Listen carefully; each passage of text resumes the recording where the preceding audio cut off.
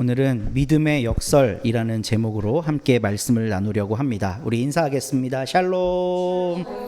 승리하세요. 세상 누구보다 사랑합니다. 오늘은 로마서 14장을 통째로 보는데요. 좀 길고 지루할 수도 있지만 이건 또 분리해서 볼 수가 없어요, 이 내용이. 그래서 한 번에 쭉 읽을 수밖에 없는 그런 내용인데요. 여러분은 믿음이 뭐라고 생각하시나요? 믿음. 믿는 거. 우리 민동주 성도님 대답 1등이에요. 믿는 거. 믿음이 뭘까요? 마이크 켜고 얘기하셔도 됩니다. 다른 분들도. 지금 로마서는 가장 크게 강조하는 게 믿음이잖아요. 의인은 오직 뭘로 살아요? 믿음으로 산다고 하박국에 있는 내용을 인용해서 믿음이 중요한 거지 행위가 중요한 게 아니다. 이거를 지금 로마서 14장까지 줄기차게 강조하고 있잖아요. 그럼 여러분이 생각하시는 믿음은 뭔가요? 자꾸 이러면 이제 또 지목할 수밖에 없어. 제일 크게 웃으시는 우리 이수진 집사님, 믿음이 뭔가요? 정답은 없습니다. 네, 믿음이요. 믿음에 대해서 저도 좀 많이 혼란스럽다가 그냥 제 생각으로는 저는 그냥 예수님이나 하나님의 말씀을 가감없이 보면서 예수님의 어떤 핵심적인 약자를 위해서 이 땅에 우리의 것들을 그들과 함께 위로하고, 그러니까 성경을 읽을수록 약자와 병든 자, 그런 정말 없는 자들의 힘이 되시는 하나님의 삶을 제가 믿고 그것을 소망하면서 그렇게 살려고, 행위가 아니라고 했지만 그 삶을 따라서 사는 게 저는 믿음이라고 그냥 요즘 생각하고 삽니다. 네. 멋있습니다. 네. 근데 우리가 다 교회 왕년에 열심히 다녀봤잖아요. 열렬히 다녔잖아요. 믿음 좋은 사람이다 교회에서 평가를 할 때 그 믿음 좋다라고 하는 건 뭘 기준으로 평가를 하나요? 일단 가장 중요한 게 하나 있어요. 예배에 빠지면 안 돼. 뭐 바쁘다고 뭐 새벽 예배 안 오고 수요 예배 안 오고 금요 찬양 기도회 때 그 은혜의 자리를 사모하지 않는 사람, 이건 믿음이 있을 수가 없는 거야, 이 사람은. 근데 그거를 상쇄할 수 있는 방법이 하나 있어요. 너무 바쁘고 돈을 잘 벌어서 그만큼 헌금하면 돼. 그러면 괜찮아. 저분은 너무 하나님 일 하시느라 밖에서 바쁘니까 그 교회를 위해 이렇게 헌신하시잖아. 교회에 정해진 모든 헌금들 다 참여하고, 또 교인들의 믿음이 반짝반짝 빛나는 시기가 언제냐면요, 교회가 큰 공사를 할 때예요. 건축하고 뭐 이럴 때 만약에 돈을 많이 못 내면 몸으로라도 많이 와서 해야 되는 거야. 이제 여기 함께 예배드리고 계신 민경복 장로님이 그 산업재해로 다리를 크게 다치셨잖아요. 근데 다치고 병원에서 퇴원할 그 무렵에 제 모교회가 증축을 했단 말이에요. 근데 우리 민장로님이 그 교회 옥상에 올라가서 살다시피 하면서 지붕 위에 거기서 막 기와장을 하나씩 놓고 막 이래서 목사님이 엄청 막 행복해하고 칭찬하시고 교인들 다 있는 데서 뭐 이랬던 기억이 나요. 그렇게 몸으로든 돈으로든 뭘로든 교회에 참여하고 헌신할 때 저 사람 믿음 좋다라고 평가를 해요. 근데 오늘 사도 바울이요, 믿음 좋다는 게 뭔지를 로마서 14장을 통해 알려줘요. 우리가 교회에서 지금까지 나눴던 내용이랑 완전히 정반대로 바울은 이야기를 합니다. 어떻게 얘기하는지 한번 살펴볼게요. 우리 전경주 집사님 한번 읽어주시면 좋겠습니다. 1절부터 4절까지. 여러분은 믿음이 약한 이를 받아들이고 그의 생각을 시비거리로 삼지 마십시오. 어떤 사람은 모든 것을 다 먹을 수 있다고 생각하지만 믿음이 약한 사람은 채소만 먹습니다. 먹는 사람은 먹지 않는 사람을 업신여기지 말고 먹지 않는 사람은 먹는 사람을 비판하지 마십시오. 하나님께서는 그 사람도 받아들이셨습니다. 우리가 누구이기에 남의 종을 비판합니까? 그가 서 있든지 넘어지든지 그것은 그 주인이 상관할 일입니다. 주님께서 그를 서 있게 할 수 있으시니 그는 서 있게 될 것입니다. 네. 여기 보면요. 믿음이 약한 이와 믿음이 강한 사람에 대해 나와요. 그쵸? 믿음이 약한 사람이 누구냐 하면요. 음식을 가려 먹는 사람이에요. 왜 음식을 가려 먹을까? 여기 보면 믿음이 약한 사람은 채소만 먹는다 그러잖아요. 왜 채소만 먹을까? 고기 먹으면 체할까 봐?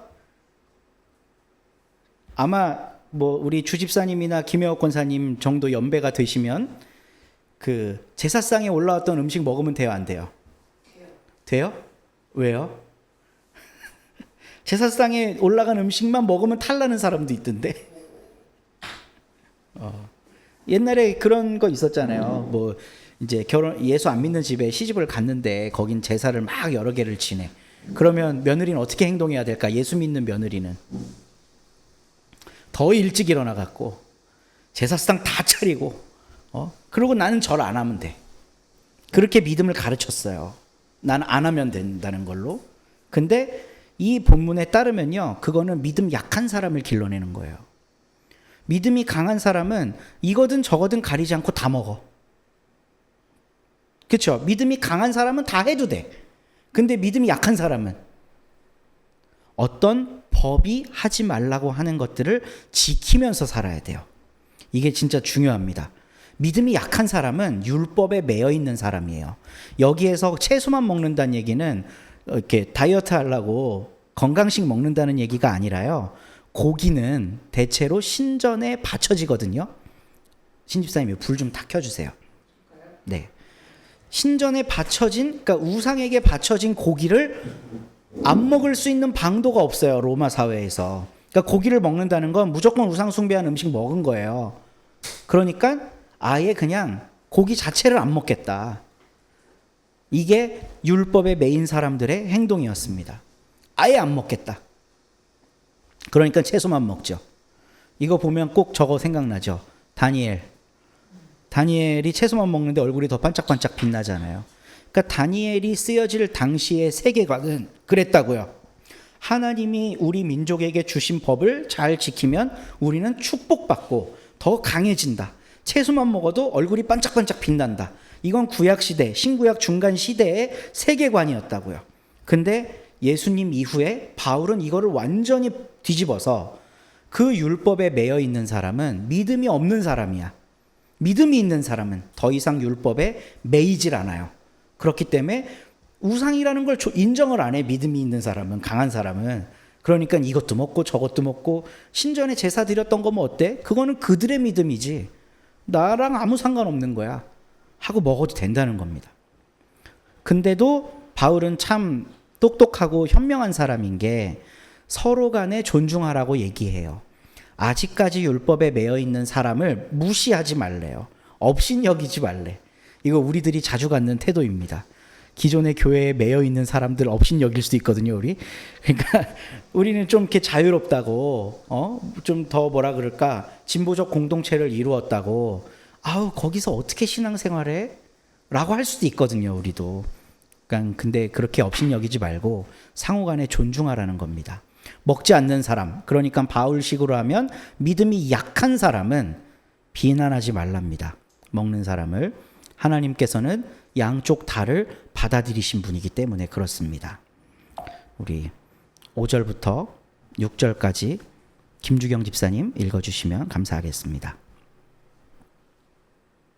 또 어떤 사람은 이 날이 저날보다 더 중요하다고 생각하고 또 어떤 사람은 모든 날이 다 같다고 생각합니다. 각각 자기 마음에 확신을 가져야 합니다. 어떤 날을 더 존중히 여기는 사람도 주님을 위하여 그렇게 하는 것이요.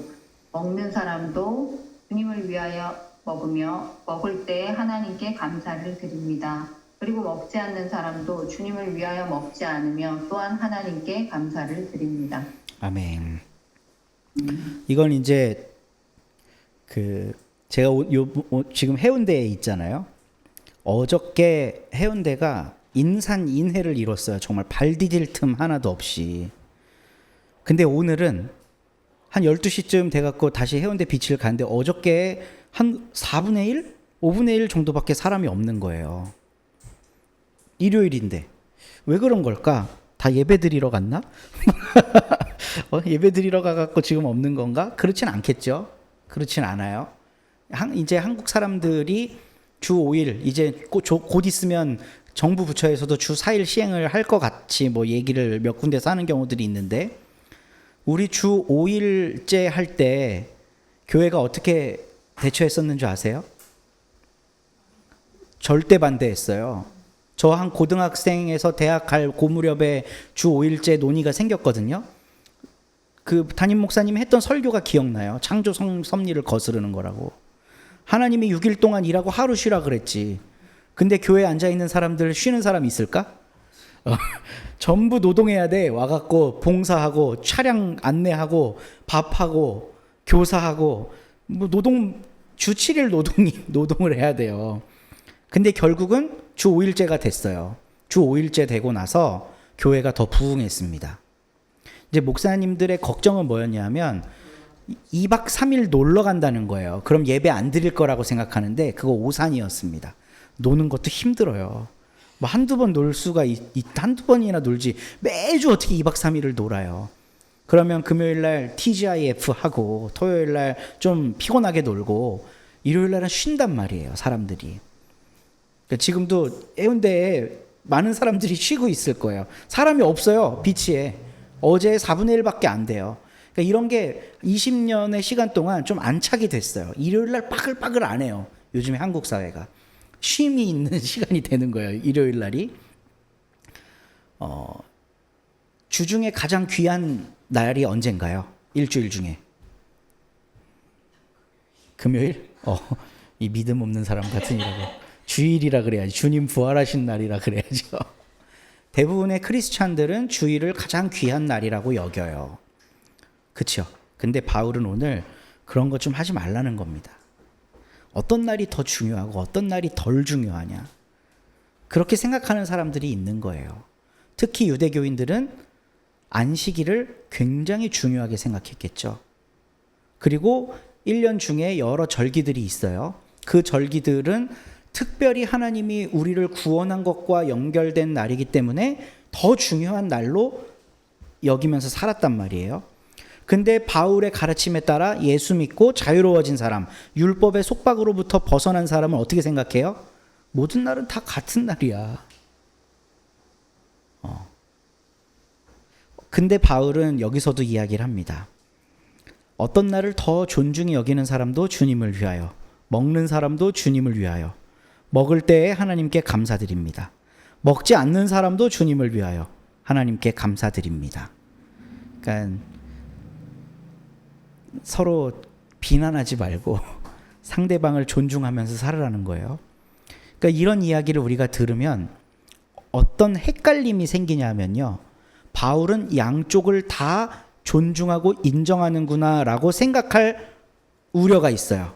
근데 바울은 분명히 얘기하지만 음식을 가려 먹는 사람이 믿음 없는 사람이고 마음껏 먹는 사람이 믿음이 강한 사람이라고 이야기를 해요. 이거를 꼭 기억하고 다음 말씀을 읽어야 됩니다. 이수진 집사님 한번 읽어주세요.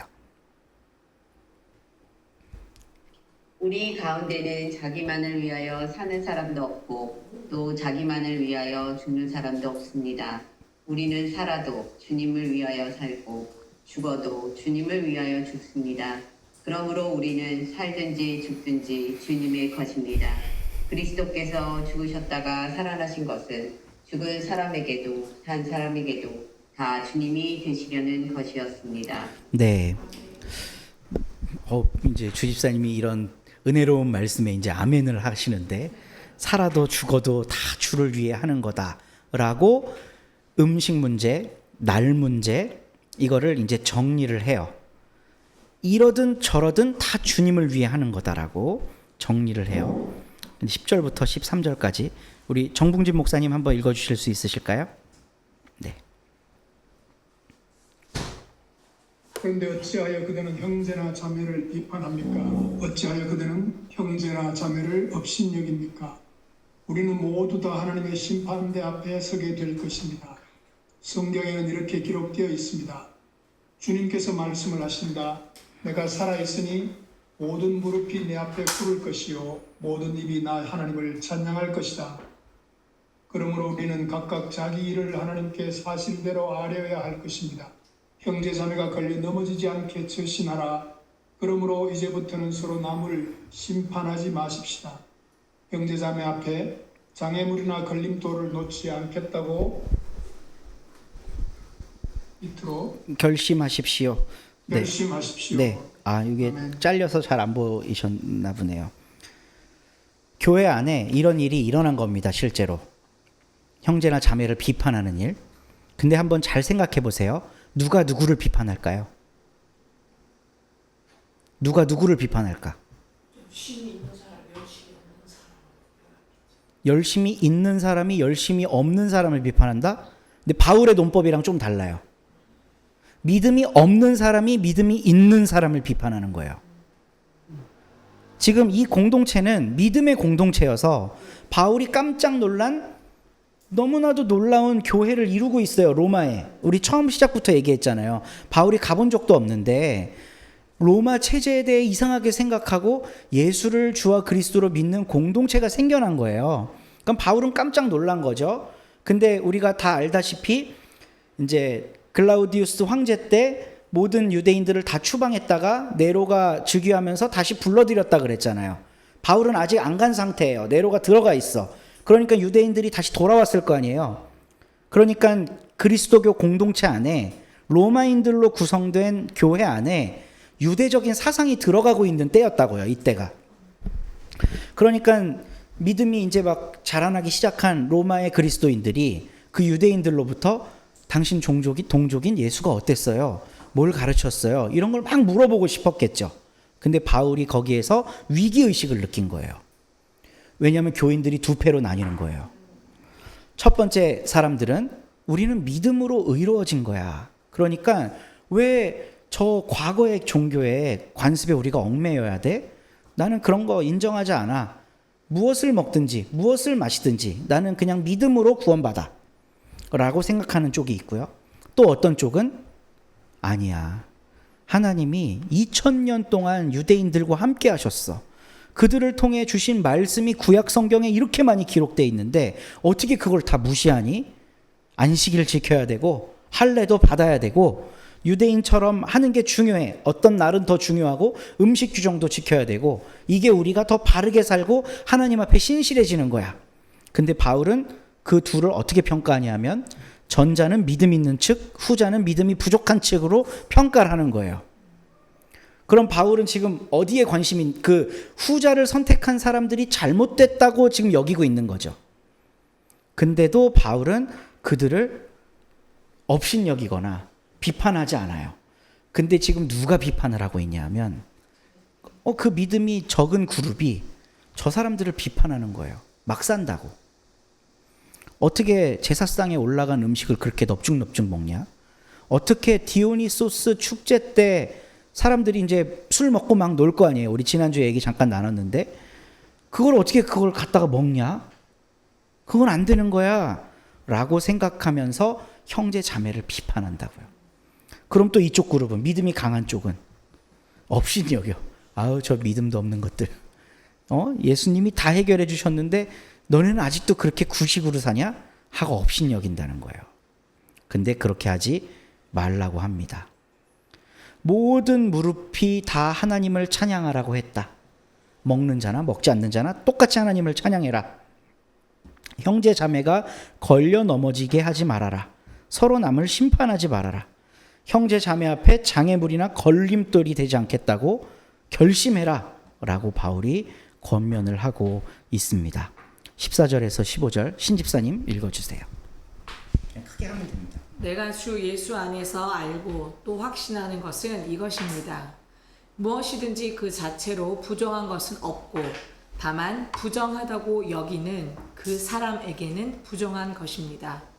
그대가 음식 문제로 형제 자매의 마음을 상하게 하면 그것은 이미 사랑을 따라 살지 않는 것입니다. 음식 문제로 그 사람을 망하게 하지 마십시오. 그리스도께서 그 사람을 위하여 죽으셨습니다. 네, 이 구절을 보면요, 바울이 확실히 한쪽 편들게 하고 있다는 걸 알 수 있어요. 음식 먹고 있는 사람들 편을 드는 겁니다. 그냥 우리 교회의 입장에서 보면 아주 보수적이고 전통적인 교회 입장에서 날라리처럼 살고 있는 신앙인들을 바울이 편들고 있는 거예요. 그렇지 않아요? 부정한 게 어딨냐? 다 하나님이 창조한 건데. 부정하다고 말한 그 사람한텐 그게 부정한 거야. 자기 율법에 스스로 걸려 넘어지는 거야. 그 음식 문제 때문에 형제 자매의 마음을 상하게 하면 너는 율법을 지킨다고 하면서 사랑의 더 고차원적 율법 이거 행하지 않는 거야. 바울이 로마서 13장에서 이야기하죠. 사랑이 율법의 완성이라고. 너 그거 안 하는 거야. 율법에 매여 사는 거야 그냥. 그렇게 음식 먹는 것 같다가 사람 망하게 하지 마. 그리스도께서는 지금 저 우상에게 바쳐진 재물을 먹고 있는 저 사람, 디오니소스 축제 때 나온 포도주를 먹고 있는 저 사람을 위해 죽으셨어. 그거 갖고 시비 걸지 마. 바울은 확실히 한쪽 편들기를 하고 있어요. 그러니까 우리가 교회에서 기존에 이해하고 있던 방식이랑은 완전히 반대로 바울이 설명합니다. 신실하고 예배 잘 드리고 헌금 잘하고 교회에서 봉사 많이 하고 이게 믿음이 좋은 사람이라고 우리는 여겼는데 바울은 그런 믿음이 좋다고 스스로 여기는 사람들이 누군가를 정죄하고 주일날은 교회 나와야 되는 거야. 음식은 이거는 먹어도 되고 이건 안 먹어도 되는 거야. 라고 가르는 사람을 믿음이 약한 자라고 평가해요. 바울은. 우리 주집사님 한번 읽어주십시오. 그러므로 여러분이 좋다고 여기는 일이 도리어 비방거리가 되지 않도록 하십시오. 하나님의 나라는 먹는 일과 마시는 일이 아니라 성령 안에서 누리는 의와 평화와 기쁨입니다. 그리스도를 이렇게 섬기는 사람은 하나님을 기쁘게 해드리고 사람에게도 인정을 받습니다. 그러므로 우리는 서로 화평을 도모하는 일과 서로 덕을 세우는 일에 힘을 씁시다. 아멘. 네. 바울은 항상 더 상위의 법을 이야기합니다. 13장에서는 율법의 완성이 사랑이다 라고 이야기한 것처럼 뭐를 먹느냐 안 먹느냐, 나를 지키느냐 안 지키느냐, 이것보다 더 상위의 개념을 서로 화평을 도모하고 서로 덕을 세우는 일에 힘쓰는 것, 하나님을 기쁘시게 하는 일에 애를 쓰는 것을 더 중요한 과제로 삼고 있어요. 그러면 하나님이 기쁘시려면 성도들이 어떻게 해야 될까? 성도들이 어떻게 하면 될까? 바울이 가장 중요하게 생각하는 거, 믿음이 생기면 되죠. 믿음이 생기면 음식에 연연해요, 안 해요? 그럼 먹을 수 있다는 거예요. 그렇죠? 음식이 생기면 날이나 축제나 뭐나 이런 게 평상시랑 똑같은 거잖아요. 그냥 여상하게 살아가는 사람이 되는 거예요. 그게 하나님을 기쁘시게 해드리는 일이라고 바울은 생각합니다. 그렇게 믿음이 생기면 싸울 일이 없어져요. 음식보다 더 중요한 게 예수를 믿는 믿음이라는 걸 알기 때문에, 그래서 화평을 도모할 수 있게 되고 서로 덕을 세울 수 있게 됩니다. 제가 읽겠습니다. 하나님이 이룩해 놓으신 것을 음식 때문에 망치는 일이 없도록 하십시오. 모든 것이 다 깨끗합니다. 그러나 어떤 것을 먹음으로써 남을 넘어지게 하면 그러한 사람에게는 그것이 해롭습니다.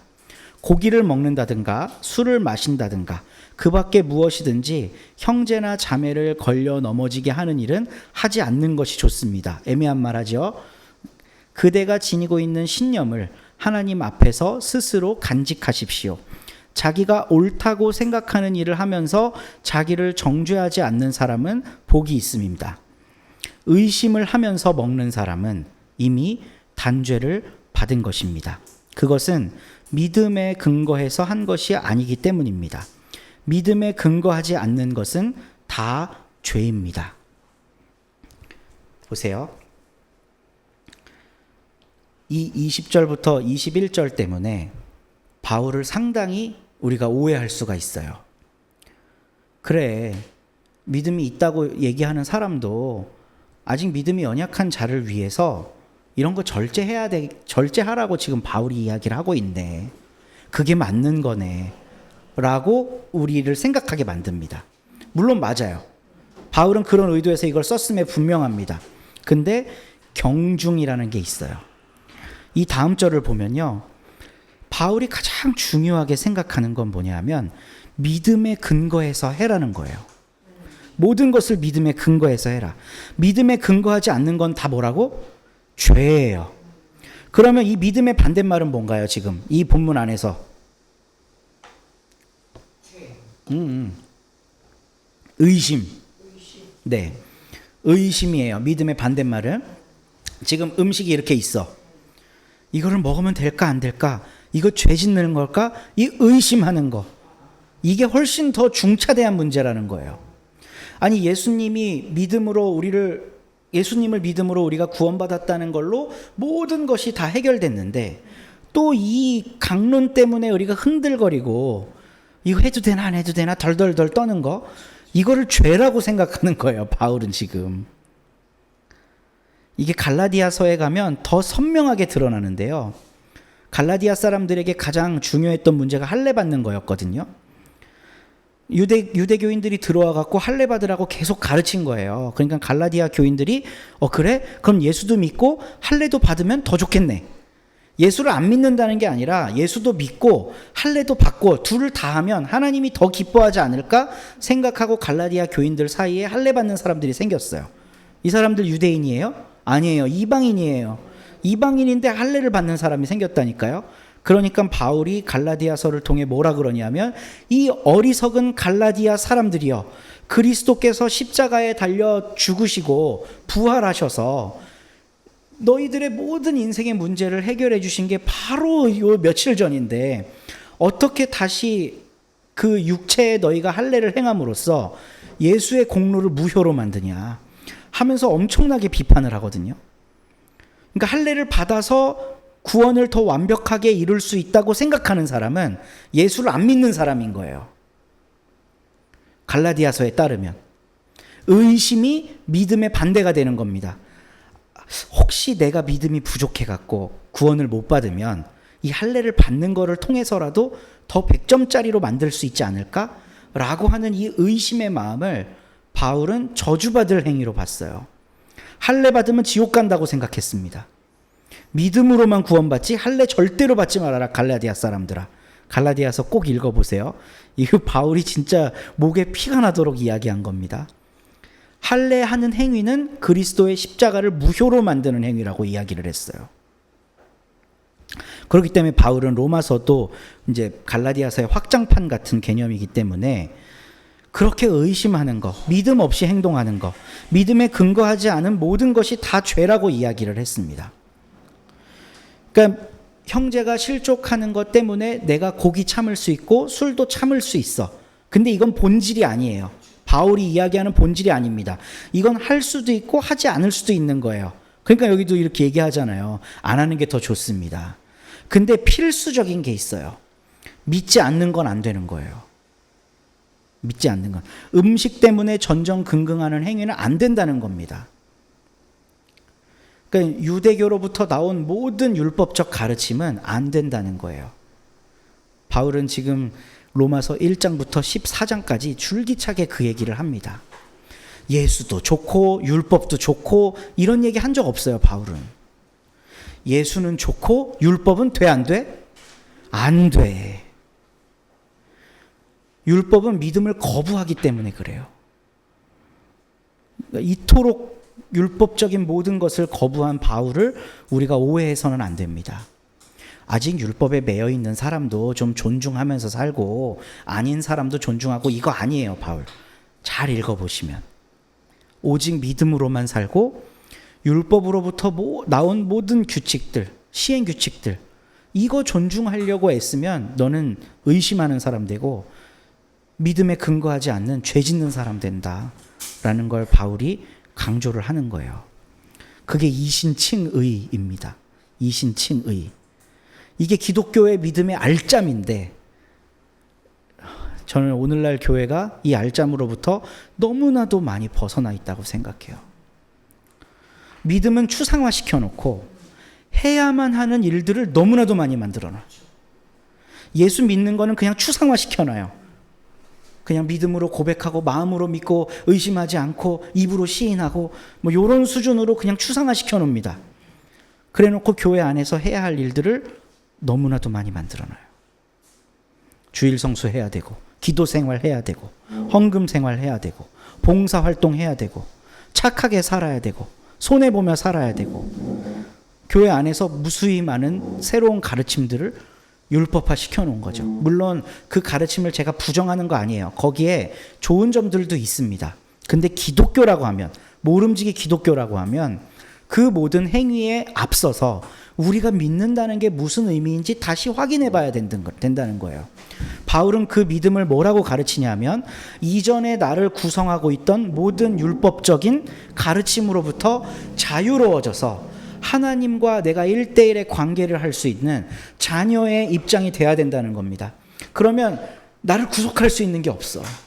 종교 체제도 구속을 못하고 이 사회 시스템도 나를 구속하지 못해요. 나라가 있어야 내가 있지. 이런 말을 거부하면 사는 사람이 될 수 있다는 겁니다. 내가 하나님 나라 백성인데 어떻게 이 세상의 나라가 나를 구속해? 그건 있을 수가 없는 일이야.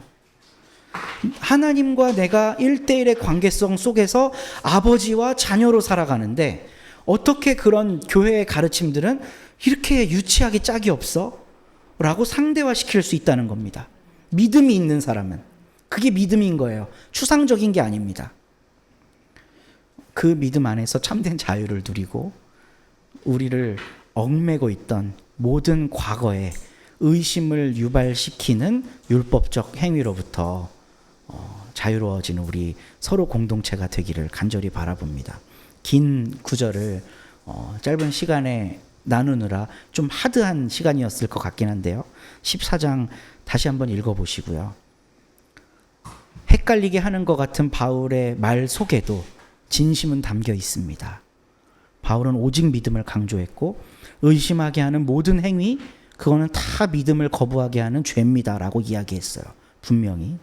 그렇지만 믿는다고 하는 우리들에게도 상대방을 존중하는 태도는 있어야 되겠죠.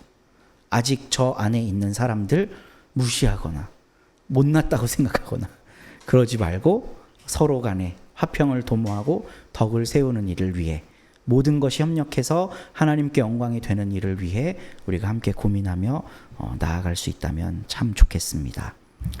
오늘 모든 상황 속에서 주를 찬양합니다. 함께 찬양하며 나아가겠습니다.